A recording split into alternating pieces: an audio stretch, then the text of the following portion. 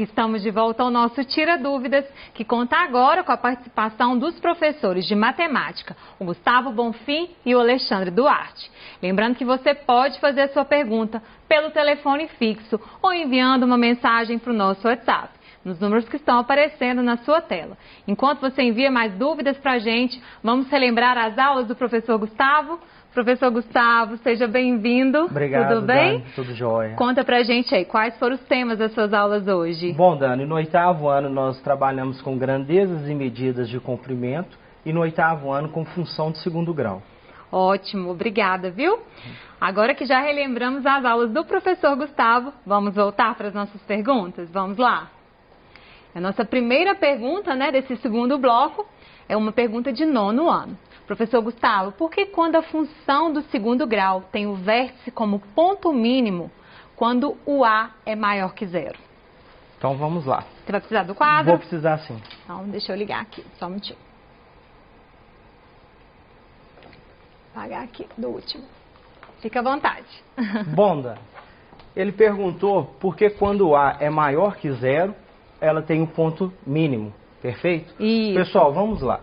Vamos imaginar que a gente tem uma função de segundo grau aqui. Então, o desenho dela, sabemos, que quando o meu A ele é maior que 0, ou seja, a minha concavidade ela é voltada para cima. Então, o desenho, dependendo da função, ela vai ficar assim. É uma parábola com a concavidade voltada para cima.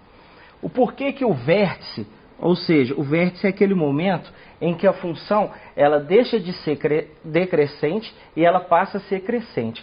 O porquê que o vértice é considerado o ponto de mínimo? Porque não existe nenhum ponto abaixo desse na função, beleza? Ou seja, qualquer ponto que eu vim trabalhando no trajeto da função, ele é acima do vértice, ele chega até no vértice e aí ela passa a ser crescente, beleza? Então, esse aqui é o menor valor que eu posso ter da função. Não existe nada abaixo disso. Isso ocorre ao contrário quando o meu A é menor que 0. Então eu teria o ponto de máximo. Beleza? Dani, está respondido? Está respondido. Obrigado. Obrigada a você. Vamos para a próxima. Deixa eu apagar aqui. Nossa próxima dúvida agora é uma dúvida de 3º ano. Do professor Alexandre. Se a esfera é um sólido sem ponta, então por que na fórmula do seu volume aparece o número 3 no denominador? Voltei aqui ao quadro novamente. Fica à vontade, tá até prontinho aqui para você. Obrigado. Bom, por que a pessoa perguntou isso provavelmente? Porque a gente viu o seguinte, a gente viu que quando a gente tem um sólido com base, então eu vou pegar um prisma aqui, e sem ponta, o que acontece? Ou então quando a gente tem um cilindro que também é com base e sem ponta, ou seja, ambos têm duas bases, qual que é o volume? O volume é a área da base vezes a altura. E a gente viu que quando o sólido ele tem base, mas tem ponta, então, por exemplo, estou fazendo aqui uma pirâmide, ok? Ou então você pode pensar também num cone. Qual que é a fórmula do volume? O volume é a área da base vezes a altura dividido por 3. Só que aí a gente viu que a esfera, ela tem o volume, então está aqui a esfera de raio R, ela tem o volume dado por 4πr ao cubo dividido por 3.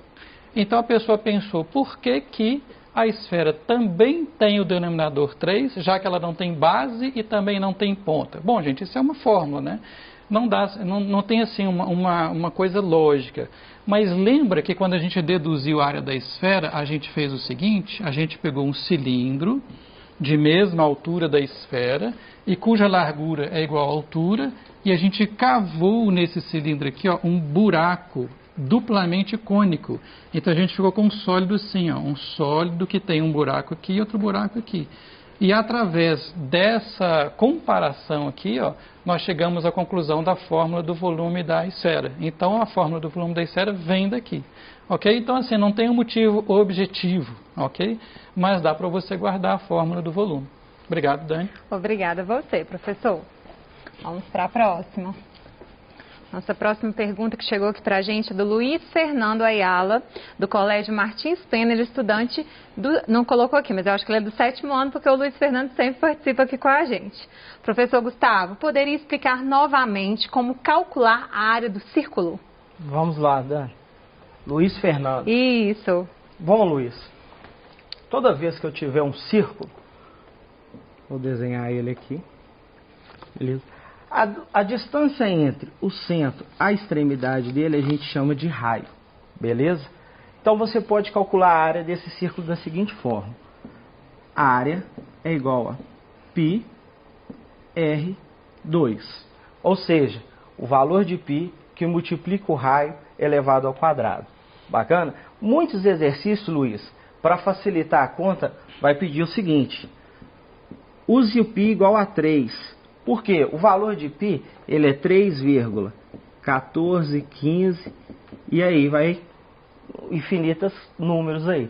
Então, para facilitar, sempre eles pedem para usar como 3. Então, vamos imaginar que esse raio tivesse uma medida de 2, por exemplo. Então, como que eu iria calcular? A área é 3 que multiplica 2 ao quadrado. Então, eu posso falar que essa área é 3 vezes 2 ao quadrado, 4. Então, eu posso falar que essa área equivale a 12 centímetros quadrados. Beleza, Luiz? Isso se a minha unidade for centímetro. Tranquilo? Obrigado, Dani. Obrigada, professor. Se quiser, antes de você sentar, a próxima dúvida também é para você, uma dúvida de 9º ano. Uma função do segundo grau pode ser crescente ou decrescente? Bom, Dani, vamos lá, vou usar o quadro aqui novamente. Pessoal, essa pergunta é um pouco complexa. Por quê? Existe a palavra ou. Então, quando ele fala se essa função pode ser crescente ou decrescente, existe esse perigo aí. Toda função de segundo grau, ela é uma parábola. Automaticamente, ela vai ter o momento dela, que ela é decrescente, ela vai passar pelo vértice, e aí ela passa a ser crescente. Independente se essa parábola é concavidade para cima ou para baixo. Né? Quando eu tenho a concavidade para baixo, ela inicia-se crescente, passa pelo vértice, ela vira decrescente. Então, o correto é a gente dizer que toda função do segundo grau, ela tem um momento que ela é crescente e decrescente. Beleza? Ok, Obrigado, obrigada a você. A nossa próxima dúvida agora é professor Alexandre, é uma dúvida de 3º ano. Professor Alexandre, como usar a fórmula do volume da esfera? Dê algum exemplo com números. Significa que vamos escrever novamente. Deixa eu apagar aqui para você. Vamos dar um exemplo com Fica números. à vontade. Bom, a pergunta anterior foi justamente sobre a fórmula do volume da esfera, né? Que é essa aqui, né? O volume é...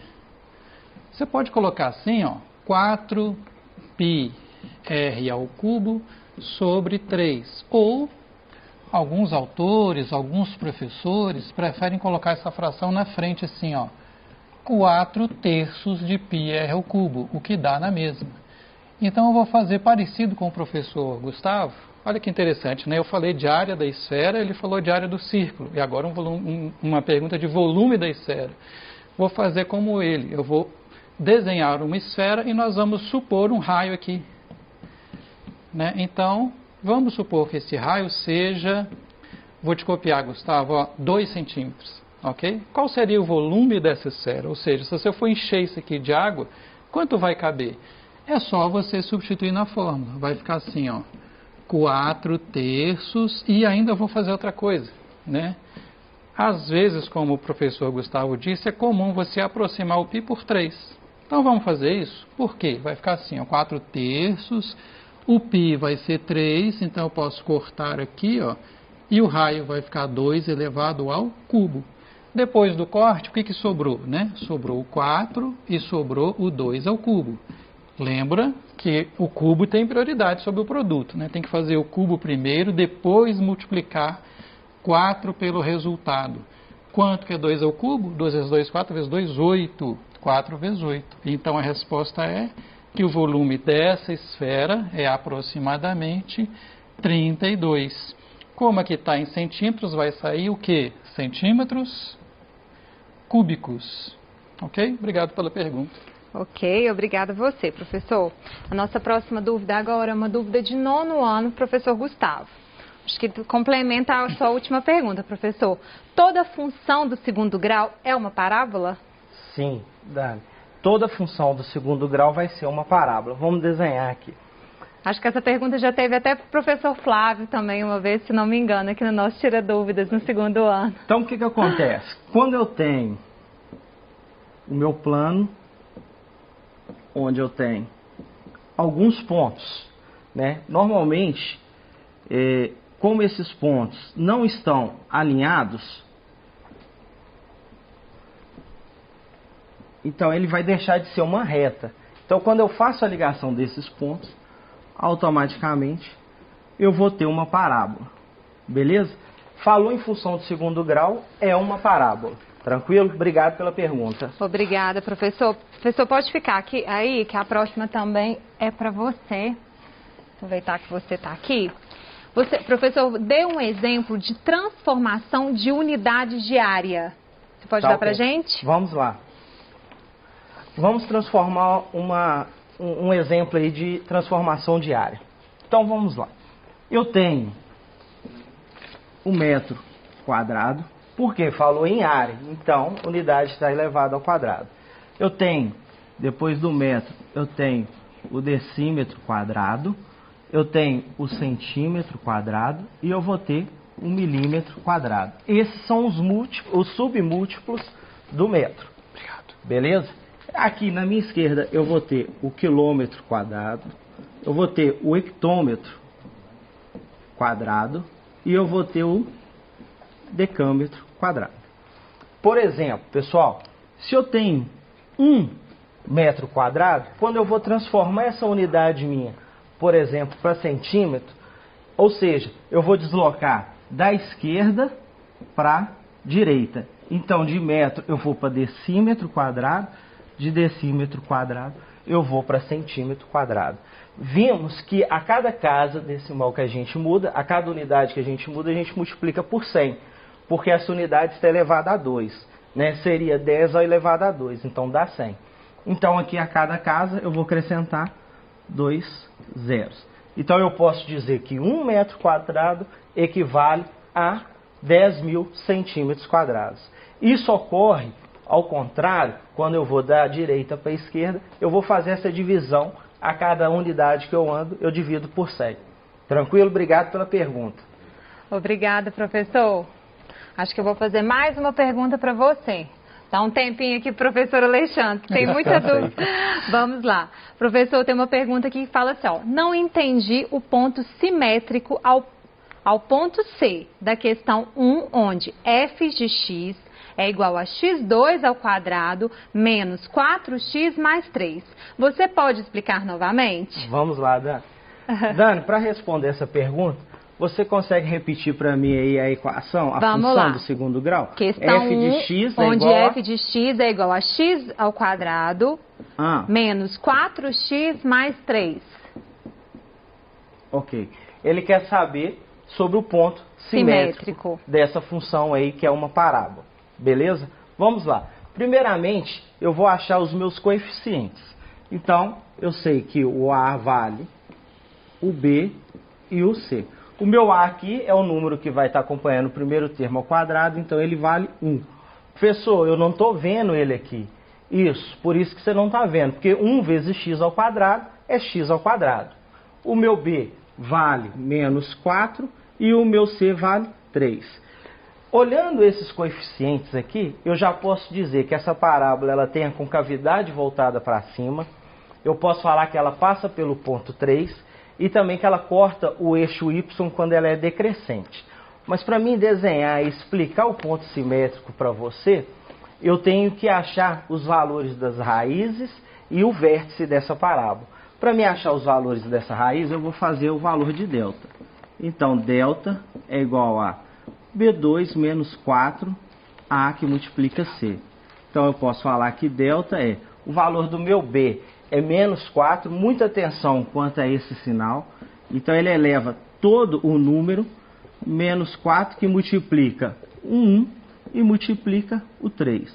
Então eu posso falar que delta é menos 4 ao quadrado dá 16. 4 vezes 1 vezes 3, menos 12. Então aqui eu cheguei que delta vale 4. Achei o valor de delta, beleza. Vamos achar as raízes. Então eu posso falar que a raiz é menos b, mais ou menos raiz de delta, sobre 2a. Então substituindo, bastante atenção quanto ao sinal, vai ficar menos 4, mais ou menos raiz de 4, sobre 2 que multiplica 1. Beleza? Então vamos fazer agora o x'.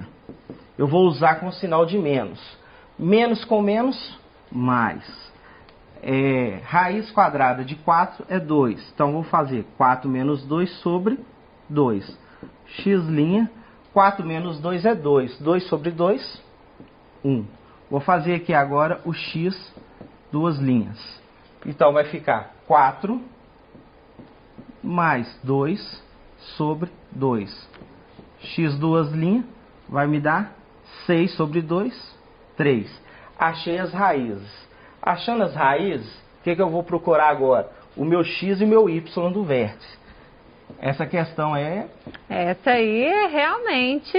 é aquela que a gente perde um pouco de cabelo, né? Ou todo o cabelo. Então a gente vai só substituir, beleza? Então vai ficar o valor de b, eu tenho que é menos 4, como é menos, vai ficar 4 sobre 2. Posso falar que o meu x do vértice vale 2. E agora é só calcular o meu y do vértice, que é menos delta sobre 4a. Então, meu y do vértice o valor de delta é 4, 4 sobre 4, porque o a vale 1. Então, meu y do vértice vale 1. Tranquilo? Agora sim, eu tenho condições de desenhar essa parábola e aí te mostrar passo a passo do ponto simétrico. Então, eu tenho aqui, ó. Vou marcar as raízes, que é o ponto 1 e 3. Então, tem aqui, ó, 1, 2, 3. Então, ela vai passar aqui e aqui. Eu tenho que ela passa no ponto 3 no eixo Y. Então, ela está passando aqui. E eu tenho meu vértice sendo 2 e menos 1. Então, ela vai estar aqui, ó. Desenhei minha parábola. Beleza? Ele quer o ponto simétrico a esse ponto. Se ele é simétrico, ou seja, eu tenho que pegar o vértice, eu vou passar um eixo de simetria, esse eixo ele está em cima do vértice, e ele vai ter essa mesma distância. Então, se aqui eu andei 1 e 2, então aqui eu também vou andar 1 e 2, e a altura é a mesma. Então, eu posso dizer que o meu ponto simétrico equivale ao ponto 4 e 3. Beleza? Estamos aí respondido aí. Obrigado, Dani. Obrigado pela pergunta. Obrigada, professor. Eu não perco cabelo com essa aqui não, mas alguns branquinhos com certeza eu ganho, viu? Você pode ter certeza. Vamos para a próxima. A nossa próxima dúvida é uma dúvida de terceiro ano. Professor Alexandre, uma pessoa tem a quantidade de tinta exata para pintar a superfície de uma esfera de raio de 2 metros. Quantos círculos de mesmo raio ela poderia pintar com essa tinta? Opa, vamos ao quadro novamente. Fica à vontade. Olha, aí misturou a geometria, né, plana com a geometria espacial, mas a pergunta é bem legal. Então vamos lá. Falou que você tem lá uma esfera de 2 metros de raio, né, por algum motivo, você tem daquelas bolas enormes, sei lá, de fazer pilates, né? Então tá aqui, ó, 2 metros. E você quer usar essa tinta para pintar círculos, por algum motivo. Você desistiu de pintar isso aqui. Então vamos calcular a área. Nós vimos que a área é π vezes o raio ao quadrado. Então, para não confundir, eu vou colocar assim, ó, a área da esfera. Então, a área da esfera vai ser π vezes, o raio é 2, não é? 2 ao quadrado. Então, a área da esfera vai ficar, gente, 2 ao quadrado, 4. Para ficar mais confortável, eu vou colocar o 4 na frente, tá? 4π o quê? Se aqui está em metros, a área sai em metros quadrados. Bom, aí você quer pintar, né, usar essa quantidade de tinta para pintar círculos do mesmo raio. Mas se são do mesmo raio, é como se fosse esse círculo aqui, ó. Então, vou desenhar ele aqui separadinho. Ó. Imagina que eu destaquei isso aqui e virei para ficar de frente para nós. Né? Nós temos um círculo de área de raio 2 metros. Qual que é a área do círculo? A área do círculo não é π vezes o raio ao quadrado? Então, a área do círculo vai ser π vezes... gente, aqui desculpa, eu esqueci, né? 4πr ao quadrado, 4πr ao quadrado, 2 ao quadrado, 4 vezes 4, vamos corrigir aqui. Ó. Então, aqui, ó, vai ficar, na verdade, vai ficar o quê? Vai ficar, me ajuda aqui, Dani? Só escrever. Só escrever, ok. Então, 2 ao quadrado vezes 4, 16π. Agora sim, aqui vai ficar π vezes 2 ao quadrado, a área do círculo vai ser 2 ao quadrado, 4 vezes π, 4π. Então, olha só, você tem 16π metros quadrados de tinta e você quer pintar 4π metros quadrados. Quantas vezes que este número é maior do que aquele, né? Basta você ver que daqui para cá você multiplicou exatamente por 4. Então, resposta... A tinta para pintar a superfície dessa esfera dá para pintar 4 círculos do mesmo raio, né, da esfera. Muito obrigado. Obrigada a você, professor. Vamos para a próxima. Nossa próxima dúvida agora é uma dúvida de 8º ano. Professor Gustavo, posso dizer que uma área de 72.600 metros quadrados equivale a 1,5 alqueires mineiros? Vamos lá, Dani. Vamos fazer conta aí no nosso quadro, né? Então, pessoal, ele perguntou se uma área de 72.000 metros quadrados... 72.600. 72.600? Isso. Metros quadrados, se isso equivale a 1,5 alqueires mineiro. Falando em alqueires, mandar um abraço para o meu amigo João Zé do Roque, que pediu para calcular isso aí para ele também. Né? O pessoal de Belo Vale, do Gama Cirqueira aí, um grande abraço da escola. Então, essa área aí de 72.600 metros quadrados. Sabemos que um alqueire mineiro equivale a 48.600 metros quadrados. O que eu vou fazer? Vou dividir 72.600 por 48.600. Então... 72.600, vou dividir isso por 48.400 metros quadrados. Então, essa é aqui uma divisão a princípio aí complexa, mas a gente vai ficar tranquilo. Vou eliminar esse zero com esse com esse. Então, sobrou o que da minha divisão aí? 726. Vou dividir isso por 484. Beleza? Dá 1 vezes 4, 4, 8, 4. Vou subtrair 2, aqui vira 12 e aqui vira 6. Então aqui vira 8, 4 e aqui vira 2. Beleza? Coloco a vírgula, porque esse número não divide, eu vou acrescentar um zero. 2.420. Então, vou tentar ir por 5. 5 vezes 4 dá 20, vão 2. 5 vezes 8, 42, 42. 5 vezes 5, 20, com 4, 24. Ok, certinho. Então, pessoal, com isso eu posso concluir que uma área de 72.600 metros quadrados equivale realmente a 1,5 alqueires mineiro. Beleza? Respondida aí, Dani. Obrigado pela pergunta. Obrigada, professor. Nossa próxima dúvida também é para você, é uma dúvida de 9º ano. Professor, tem como fazer a tabela onde a função é a seguinte: f de x é igual a x ao quadrado menos 6x, mais 5. Vamos lá, Dani. F de x é igual a x ao quadrado menos 6x mais 5. Bom, essa tabela que foi dada no exercício, eu tive vários valores com ela.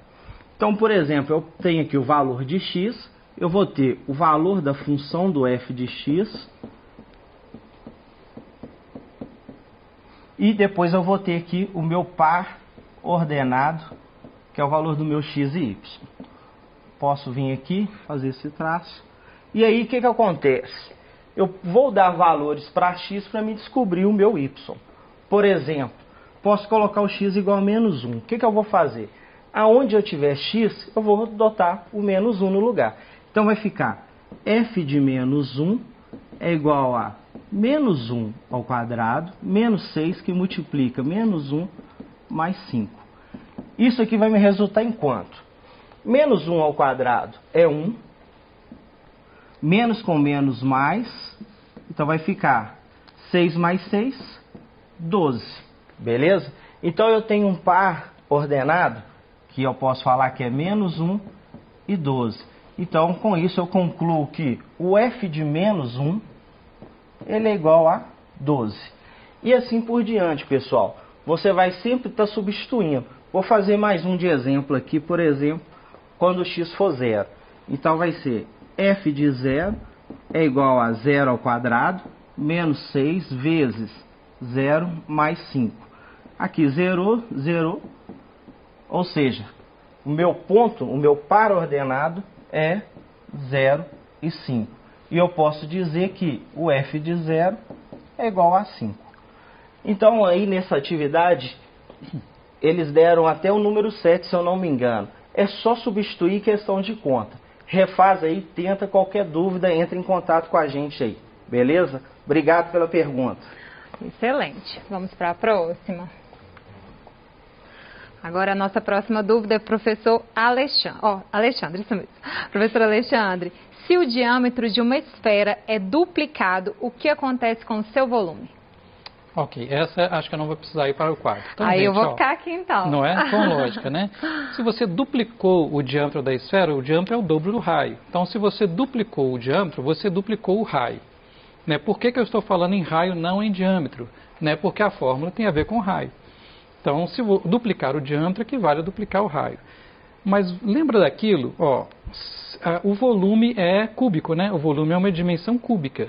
Se o raio foi multiplicado por 2, o volume vai ser multiplicado por 2 ao cubo. Então, o que aconteceu com o volume? Ficou 8 vezes maior. Se fosse área, seria 2 ao quadrado, ficaria 4 vezes maior. Então, em vez de ficar pensando na fórmula, pensa nesses raciocínios, né? Do linear, do bidimensional e do tridimensional para você fazer menos conta. Obrigado. Obrigada a você. A nossa próxima dúvida agora é para você, professor Gustavo. É uma dúvida de 9º ano. Explique os coeficientes de uma função do segundo grau.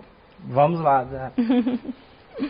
Pessoal, toda função do segundo grau, ela é escrita da seguinte forma. Ela vai vir f de x é igual a ax ao quadrado mais bx mais c. Beleza? Quais são os coeficientes da função? Meu primeiro coeficiente, vou mudar aqui só para destacar. Eu vou ter o A, o B e o C. Cada um deles com a sua finalidade. O A, ele é responsável pela concavidade, ou seja, se essa concavidade é voltada para cima ou se ela é voltada para baixo. Beleza? Isso vai ser se o A for maior que 0 ou menor que 0. O B, ele é responsável por onde a função corta o eixo y. Se o b for maior que 0, essa função ela corta o eixo y quando ela é crescente. Então, por exemplo, aqui, essa aqui seria um b maior que 0. Por quê? Ela ainda está crescente aqui, onde ela corta o eixo y. E se ele for negativo, ela corta quando ela é decrescente. Beleza? Agora o C. O C é responsável pelo ponto exato onde corta o eixo Y. O C está aqui, marquei de caneta preta. Beleza? Então os coeficientes são esses aí. Eu tendo essa teoria dos coeficientes, eu consigo já imaginar a minha função. Bacana? Obrigado pela pergunta. Obrigada a você. Deixa eu apagar aqui. Chegou a hora de mais uma pequena pausa no nosso Tira Dúvidas. No próximo bloco, nós teremos a participação dos professores Alexandre Duarte e Lucas Calazans. Eu agradeço a presença do professor Gustavo E você, estudante, já sabe como participar. Ligue no nosso telefone fixo 31 3254 3009 ou envie uma mensagem para o nosso WhatsApp, número 31 98295 2794. Já estaremos de volta, não saia daí!